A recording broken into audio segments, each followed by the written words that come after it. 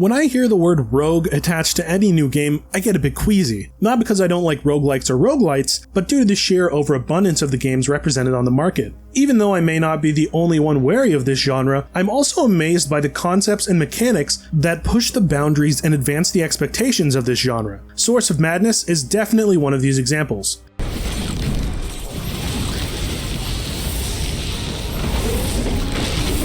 Source of Madness is a stylish side-scrolling roguelite, heavily influenced by Lovecraftian themes. Use your magic to hack and slash through procedurally generated levels and uncover the source of the madness. Lovecraft is often associated with the horror of the unknown and incomprehensible. To create this atmosphere, Source of Madness utilizes AI to make the levels, background art, and enemies all procedurally generated. This leads to enemies that are a frightening juxtaposition of tentacles and appendages, each one entirely different from the last. Not only do they look terrifying, but they all have different attack patterns, weapons, and projectiles. There is no understanding their moveset. Each enemy is wildly unpredictable, forcing you to become reactive to every encounter. Combat is close and intense. You have melee and projectile spells, which are acquired through rings that can be traded for upgraded rings with different elemental attacks or increased strength. You can purchase or loot new cloaks, which provide defensive stats or health-related attributes. You also have a dash that can be upgraded for multiple uses. Utilizing your dash, spells, and your proximity from your foes helps you successfully navigate each level. One particularly innovative feature is the ability to heal, save, and exit between levels. This feature makes the levels feel more relaxed, and the ability to return to a run at a later time is a welcome addition.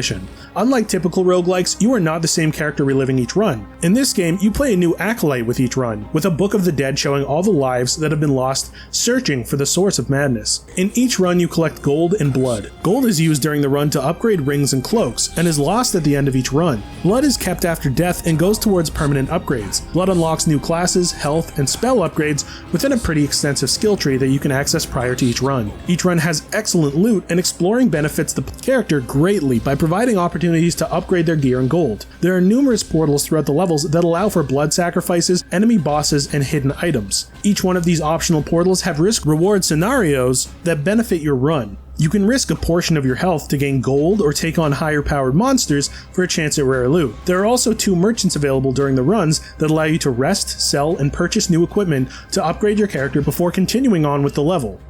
Source of Madness flourishes in its fluid gameplay. While dashing and some certain spells feel awkwardly slow, there's a beauty to the movement and a surprising grace. At times, combat felt like a destructive dance through gorgeously AI-rendered environments. Source of Madness is delightfully horrifying and charming. The AI-rendered art and appalling monster design enhances the Lovecraftian atmosphere. I did find that the AI enemies seem to flop around like more of a fish than a monster, but for the most part, they provide a fresh experience. Source of Madness takes the traditional roguelite formula and adds in its own spices, showing that a genre that's been beaten to death still has some life in it. Noisy Pixel is giving Source of Madness a 7.5 out of 10.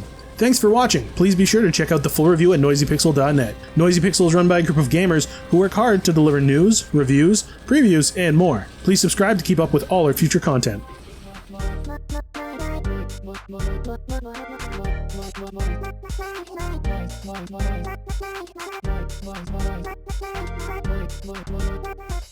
Noisy Pixel.